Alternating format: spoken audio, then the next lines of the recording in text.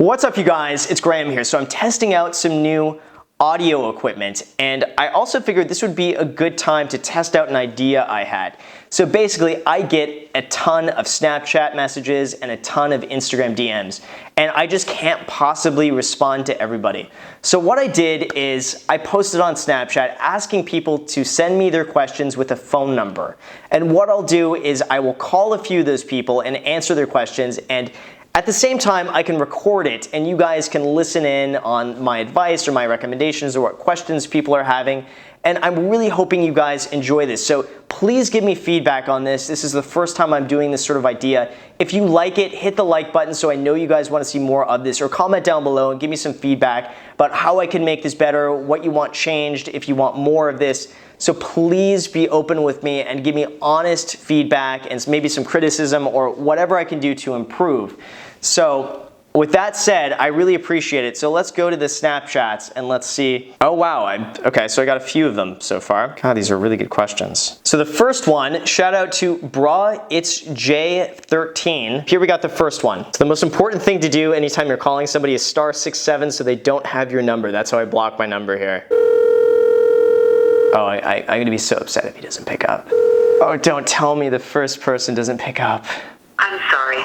Oh, damn, doesn't pick up, and that was a good question too. Okay, let's go into the next one. So by the way, this guy was picked on Matt McKeever's channel to win the book, so it's like especially cool that I get to talk with him, because I guess he's gonna be getting a signed book from me, Matt, and Jeff Weibo. Hello? Yo, what's up, man? It's Graham. Awesome, sick. I was just writing one more message on Snap, actually. So the most recent one I was typing out was, do you ever regret, like, I guess, giving up, quote unquote, your early 20s? And if you could go back in time, would you work not as hard, just as hard, or even harder than you did? See, the thing is, I don't really see myself as like feeling like I ever gave up my 20s. To me, it just seems like, well, I guess it's twofold, because one, that's my only experience. So for me, that's like my only reference point I have is just like what I've experienced. So for me, like that is what's normal. But I definitely don't feel like I missed out on anything in my early 20s. I think I still had it pretty good. I still had just like a ton of freedom to kind of do what I wanted.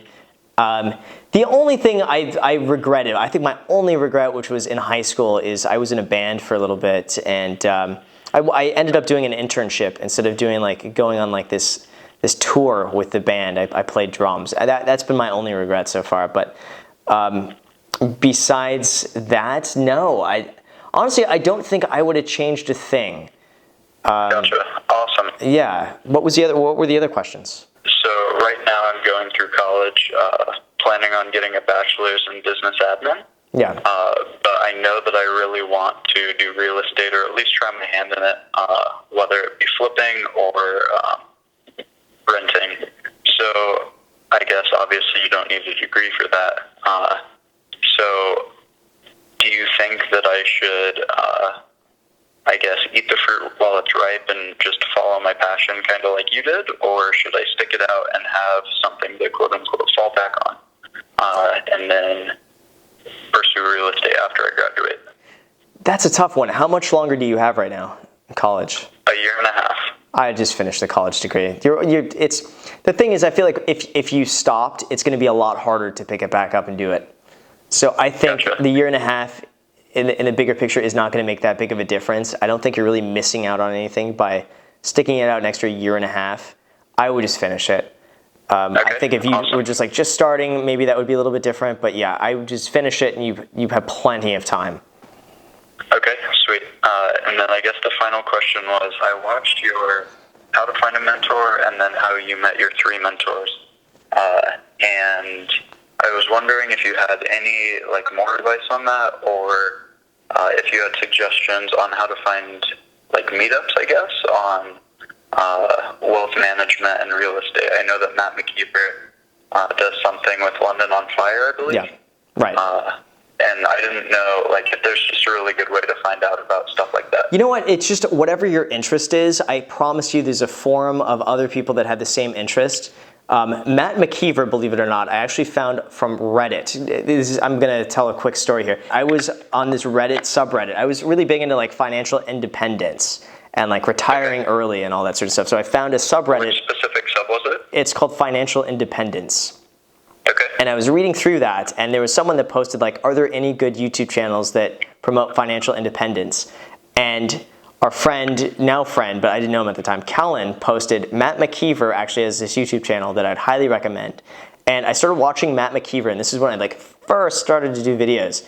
But I ended up sending Matt an email because he was from London, Ontario, and I have family there, saying like, hey, I see you are also in London, Ontario. I have family up there. I'm going to come up. We should hang out. I have a YouTube channel as well.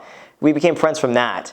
I have other friends that I met from like car meetups. I was on lotustalk.com, no joke, and we would have these weekly dinner meetups where we'd all bring our cars and like hang out and like talk cars and stuff like that. So I think whatever your interest is or whatever type of person you want to meet, there's a forum out there.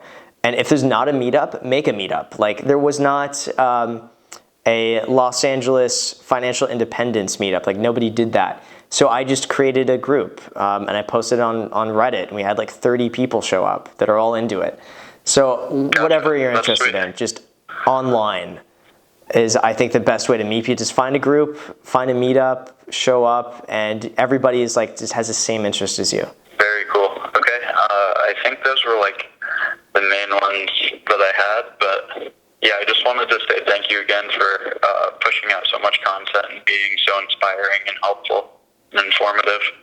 Thank you. No, I really appreciate that. I have so much fun doing this, and like I don't know. For me, it like gives me something to kind of look forward to and something to like work toward. I don't know. For me, this is like my creative outlet is like making these videos and like finding cool stuff to film, and it's just like a bonus that people enjoy watching it. So, and it's helpful for people. So like that really means a lot to me. Yeah, and I think I found your channel actually not even going into real estate, but actually your Lotus review, which is like super happenstance thing. Oh my God. Awesome. I'm super into cars as well. That's awesome. Yeah, very few people have seen that video since it's like such an old. I thought that, I made that video. I think I had maybe like 100 subscribers at the time, and I made that video.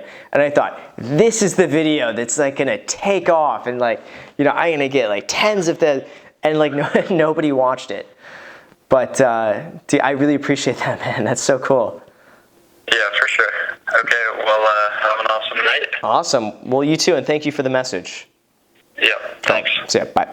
So what are the best things to do to pass the real estate license test before you're old enough to take it? All right, let's do that one. Let's see if he picks up. Hello? Hey, what's up, man? It's Graham. What's up, dude? What's up, man? Alright, cool. So I'm going to be in the video? I think so. Yeah. You know what? Let's just assume you are. If you want to say hi to YouTube. What's up, guys? So yeah, I'm 16 years old and I've been trying to do real estate, and I was just wondering like what's some of the best things you could do like before you're old enough to take the test, but you're still trying to learn and stuff.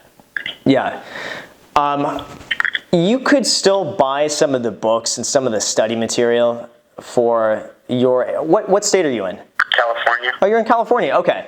So you should still be able to buy all the books and all the study materials prior to actually being 18 and being able to take the test. So if you want to do that, you can totally do that and just read through some of the books. Or there are also a ton of like exam cram study materials that you could just buy online that are pretty self-explanatory, and you can just start to memorize those things. But to be completely honest with you, and I don't know if I'm going to get a lot of hate on this, but a lot of what I learned taking the real estate license test, I just forgot after a week and never really used again. I would say most of what they teach you is never really like applicable to what you do day to day.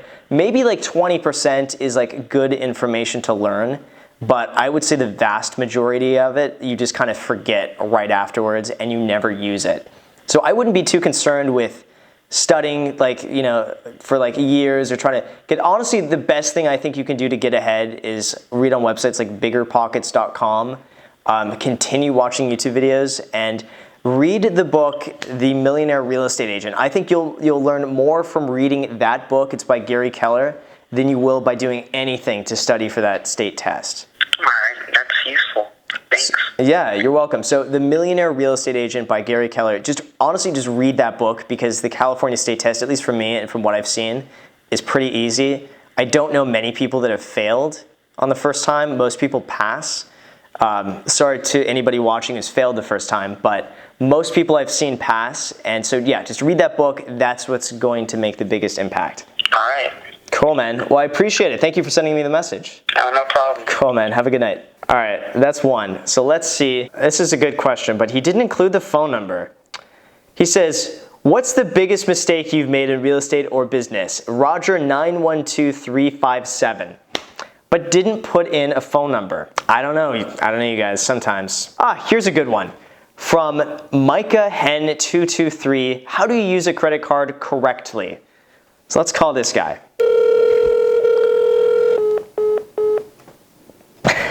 I think he just hung up on me. By the way, I'm recording this at like 11 p.m. at night here in California, so maybe that's like too late to do this. So maybe if I do this video again, I'm gonna be doing it a lot earlier. Maybe it's just like the creepiness factor after like 11 p.m. gets a little weird. All right, so you know what? The first guy just got back to me, so I like this question. He said he was brushing his teeth. Yo, dude, you picked the best time to brush your teeth. Oh my god. Yo, you don't, like, I watch Grant Cardone and stuff, so like, I'm always trying to call in on the live stream, but I'm in high school. Yeah. I'm 15, so like, while I'm in geometry, I'm listening to his live stream, and I'll try and call him, and then I'll like go to the bathroom. It's just, okay, it's crazy to like talk to some, okay, so my question is just like, how do you feel real estate and your success has just impacted your social life and like your perspective and maybe how you see yourself? See, that's the thing. You asked me that question, and I thought that was one of the better questions that I've been asked so far. And that's why I really wanted to speak with you on this one, because I thought that's actually like a good question. Thank you. Yeah, no, because that goes deeper than just like someone else's like how to use a credit card. Like that's the sort of stuff that you can just you can YouTube that. That guy is probably watching right now. But anyway, how has it impacted me? I think it's impacted me really positively. The thing is that I think it just kind of expands what you think is possible, and I think it sounds cheesy, but it continually pushes you to like go out of your comfort zone a little bit and try something else and figure out what works for you. And it's really a lot of like, it sounds cheesy, but I feel like it's a lot of like inner self-development of like overcoming these fears that you have, or like sometimes these limiting beliefs that you have. Like when I first started, I thought it was like almost impossible to make a sale. And in the back of my mind, it was like, nobody's gonna trust me because I'm 18 years old, and everyone says that I'm like too young and that I'm too inexperienced. And then when you do it, it's just like, it blows away all those beliefs that you just had, because now it's like, it's possible. So for me, like it took me like 10 months to sell the first house, but then 2 months to sell the one after that. And I think a lot of that it just was like this confidence thing. So I think it's great, and I think it's pushed me in ways that, I don't know if any other business would have been able to do that. Mm-hmm. Exactly. Yo, dude, that's crazy, because I'm about to turn 16, and my plan is to intern or do an assistant. I live in Portland, so it's like a really hot market right now. And when I get out of high school, I can like do some moves, and I just am like, you're really inspiring, bro. Like, I don't think you understand. Thank you. How excited I am. No, thank you. I really appreciate it. It's so weird for me to hear stuff like that, because for me it sounds weird because it's like, I'm like, no, it's just me. So it's all of it's pretty new to me from the beginning. So yeah, man, I really appreciate that. I'm honestly happy that just people watch. So and that it's helpful. So like that means the world to me. You watch Brian Casella? Yeah, of course. Do you know about it? Yeah, definitely. Yeah, he's a dude. You guys, I don't know, like you're just really inspiring, the whole mindset thing. And I just read Rich Dad Poor Dad.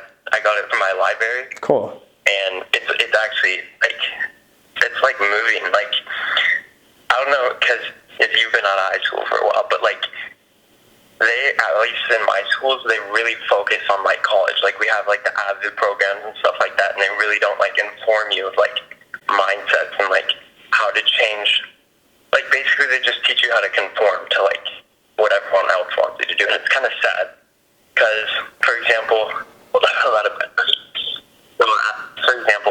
take accounting, and I'm in high school, so it's just entry level, debit, credit, stuff like that. And my accounting teacher, we used to have a stock and financial class, but no one took it, so it had to get like cut out of the budget and all this stuff. Mm-hmm. So like, yeah, but these kids will go take like culinary arts, like just like yeah, you have an interest in that, but like I just think it's kind of sad how they're so apt to cut like important things out of education. Oh, I agree. At least for me in high school, I felt like it was a total waste of time. And I remember I was in geometry class, and that was my hardest class because I thought I would never, ever in my life ever use geometry, and I'm just wasting my time when I could be doing something better. Exactly. You know? But like, it's a work ethic thing. I think it's that, but the good thing with schools not teaching you that is that by not teaching you that, they almost teach you how to learn on your own, which could actually be more valuable than I think learning from somebody else. Is just going, because that way you're not limited to like just what someone teaches you, because you can learn whatever it is out there that you want to learn. Yeah, exactly. I mean, like, I'm okay with the education system. It's kind of sad how they really don't teach you like important things, and like, I don't know, just you see a lot of people fail out of high school. Like, it's kind of sad. But anyways, dude, I'm really excited just to see what can happen. Definitely, and I think by the time you're ready, you can hit the ground running, and you'll already have learned like a ton by the time you start. Thanks for picking up.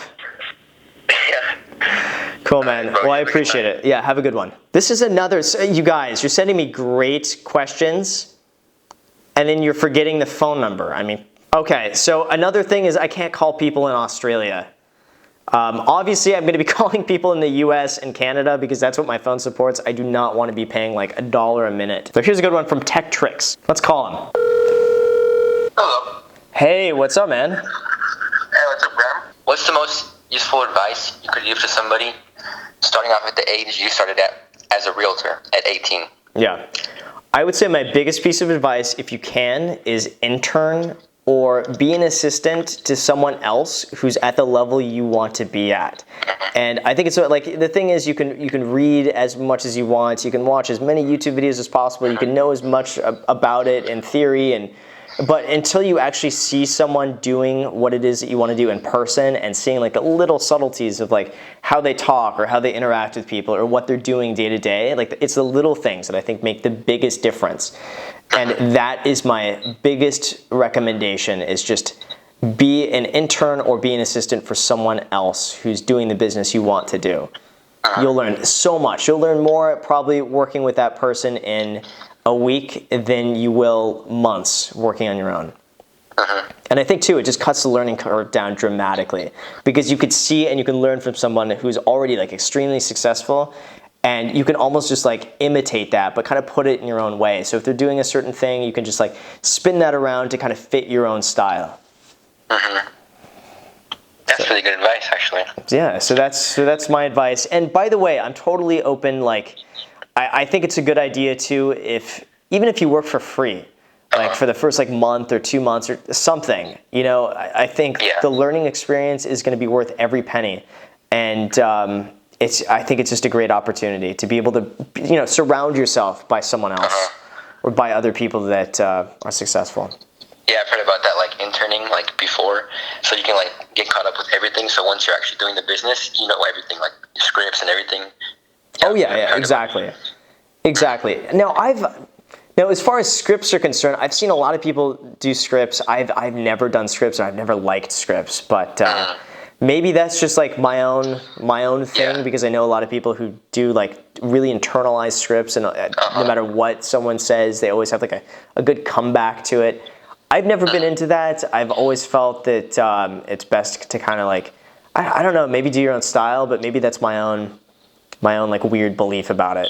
Like off the top of your head, is that what you? Like that. Yeah, I guess it's more so just like, I guess off the top of my head, but maybe I could do way more business by learning scripts. I have no idea, but I've never used scripts.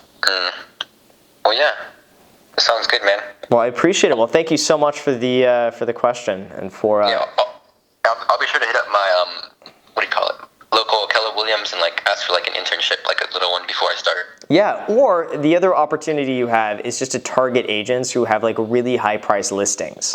Because sometimes if you walk into an office, sometimes they'll just like shrug you off, or they're gonna give you to some like random agent who might be like really bad or something like that. Yeah. It's almost better you target specific people. And you can even go on like a realtor.com and look up listings above like, I don't know, in the high end, whatever the high end market is for your area. And reach out to those realtors. You can either call them, or if you see they have an open house, show up. I mean, that's what I did. I just showed up to open houses on like really expensive listings and would just go and meet people. And I had no expectation of like working with anybody, but I went and just asked questions and asked for their advice and what they recommended and, you know, how I can do this too. And it just kind of happened organically. But there's no, you know, I think there's no harm in going and doing that and then asking like if there's any free work you can do, and just, you know, just try to offer, you know, something in return, whether it's your time or, you know, your dedication or your enthusiasm. Like, you have to give something in return. But yeah, I would definitely do that and then report back and let me know how that works. Yeah, for sure, man. Cool. I'll make sure to do it. Awesome. Well, thanks so much, man. If you want to say hi to YouTube really quick. I don't know how many people are going to be watching this or if I'm going to post it. I'm probably going to end up posting this, but... Hi, YouTube. All right. Well, that was good. So, perfect. Well, thanks. have a good one, man. You too. Bye. Here's a question. By I won't hat trade. I won that trade. Graham. So his question is, do you think it's a good idea for a young person, 18 to 20s, to get into real estate in the Houston area after Hurricane Harvey? If so, what are some things we should be weary of? Let's talk about it. Just a reminder, add me on Snapchat. Yo. Hello? Oh, what's up? Yeah, hey. Oh my god, wow, this is pretty, I wasn't expecting this. Wow. Okay, so yeah, I'm in the Houston area, and I've kind of been watching your videos about relating to real estate, and I just kind of wanted to hear your thoughts about whether or not it would be a good idea for a kind of a younger person in their 18s to maybe early to late 20s to get into the real estate industry in the Houston area after Hurricane Harvey, and if we should get into the real estate industry considering our age and what happened with Hurricane Harvey. What are some things we should look out for? Yeah, as far as investing in that area, I would be a little bit hesitant. I mean, especially if you're going to be investing out of area. I mean, as far as getting something like, you know, undervalued, the thing is that, like, if something is undervalued, it's going to need a ton of repairs. So that almost, you know, negates really a lot of the benefit there, because if something is that well priced, it's that well priced for a reason. It's not going to be something necessarily that you're going to be able to scoop up for like this insanely low price. You're going to have to put a lot of work into it. If it's going to be like a first property, I probably wouldn't do it. Because anything that's been flooded or anything with water damage has to be treated so carefully, because you have a potential for mold, mildew, or you have just, I think there are too many unknowns when you deal with something like a natural disaster when it comes to a house. And I personally, I would not even go close to touching a project that big, especially if it's going to be like a first deal, or especially if it's going to be something like where you don't necessarily live in the area. I personally wouldn't do it. And there might be, you know, good deals to come about from that, but you know, I think if anyone were to get into that, I would recommend they be pretty experienced, especially dealing with something like water damage. Okay, so yeah, that kind of makes sense to me now that you've kind of explained it. It could be comparable to kind of like the flooded cars right now that are being put out on the used car market. Yeah. Yeah, it's just a risk reward thing. I think you take on a lot of risk for, you know, a potentially a higher reward. It's just, I don't think that makes sense for somebody just starting out or just beginning to get their feet wet. That was a terrible pun. So what was the other question you had? It was kind of like a two-part question. The second part of the question was if so, like if you would recommend a younger person getting into real estate, like what are some of the things we should be wary of, but you kind of already covered that. Yeah, are you talking from like investing in properties? Yeah, so like just getting into the real estate kind of like industry. And this is, by the way, like for someone who does live around the Houston area. Okay. But I mean, the real estate industry, when you say that, is like pretty broad. You can mean like a real estate agent. You want to do wholesaling. You want to do flipping, investing. Yeah, investing. My bad. Sorry. Investing. Okay. My recommendation for investing is just to focus on things that just need cosmetic repairs, where like the foundation is good, a lot of the bones are good. It just is old. Sometimes you get these houses that are just stuck in like the 70s or the 80s or the 90s. I would try to find a 90s house because you know it's like slightly newer construction. It's just outdated. I like to focus on homes that just need cosmetic repairs, and that could be as simple as floors, paint, kitchen, bathroom, landscaping, things like that that are pretty easy to do. And there's not a lot of risk involved in that, because a lot of these things you could just get like multiple contractor bids, and you'll know within a ballpark, and then you just add like 15% onto that what it's going to end up costing you. And then you compare that to other homes that are completely remodeled like that, and you see if there's going to be enough room for profit in that after commissions and closing costs and all that good stuff. So that's what I like to focus on, especially places that have just had maybe some deferred maintenance. Maybe it needs like the new roof and the landscaping is all like old and the person just kind of neglected those things, but otherwise like it's a solid house. So that's what I like to focus on. And that's a great way to start getting into it. And then as you get more advanced, you could start like changing floor plans, which, you know, it would begin adding maybe some more value by like opening up kitchens or making another bedroom or opening up a wall somewhere. And then adding on square footage, which is really where you get a lot of the return. So it might cost you, let's say, I don't know, I'm throwing out numbers here, like $70 a square foot to build, but you can get in return $200 a square foot for that. So I highly recommend doing something like that, or a combination of those, but I recommend just starting out pretty simple with cosmetic stuff, and then as you get accustomed to that, slowly moving on to larger remodels, and then adding square footage, and then after that you can get into like the crazy stuff. So yeah, that sounds like a great idea, and I've actually been kind of following your remodeling process on one of the newest properties that you purchased. Oh yeah, the duplex. And, yeah. It was kind of cool just to see like open up the kitchen in that property and just see like watch it turn into something that was like, I mean, it looked okay into something of how it looks now, which is pretty awesome. Yeah, I'm actually filming in it now. I've furnished the place, like most of it, not all of it, but like so far I'm furnishing it. And you'll see it in this video. It's coming along. Oh, actually, you've seen the Snapchats. So what am I saying? Like, you kind of know a little bit, yeah. So like I saw the video you posted about the light earlier, I think. That light. A little bit of, was that the kitchen I'm thinking? Yeah, that was the dining room, that light. So for anybody watching this who hasn't added me on Snapchat, I messed up on this light. And I spent like 45 minutes, maybe almost close to an hour, figuring out like the wiring, and like it's something wrong, and I was screwing around with like the breaker, and I thought like for sure this whole thing had to be rewired, and then I forgot to flip the switch to turn the light on. I mean, it looked awesome though. That's awesome, like you were saying. Yeah, no, it turned out great. It's just just an idiot sometimes.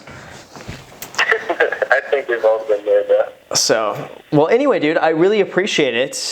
Thanks for the question, and I'll try to get this uploaded sometime next week. No problem. I appreciate the call back. I honestly wasn't expecting it. Like you said, you probably get a lot of messages I can only imagine. But I really appreciate you taking the time to answer the question. Yeah, you got it. No, this is fun for me, so I enjoy it. All right, man. Cool, man. Well, sounds good. I look forward to seeing your next video, and take it easy. Cool. You too. There we go. That was a success. I've really enjoyed doing this. If you guys enjoy watching this, click the like button or comment down below. Let me know your thoughts. Give me any constructive criticism if you guys like this, if you don't, if it's great, if it's bad, what you would do to make it better. So any sort of thoughts like that, please let me know, and I'm totally open to pretty much anything you suggest. And if you like it, I'm going to be doing this much more often, so you'll want to add me on Snapchat and Instagram, so you keep track of this, because if it goes well, if you guys like it, I'm going to be doing more of this Also, feel free to subscribe. Thank you again for watching. Until next time.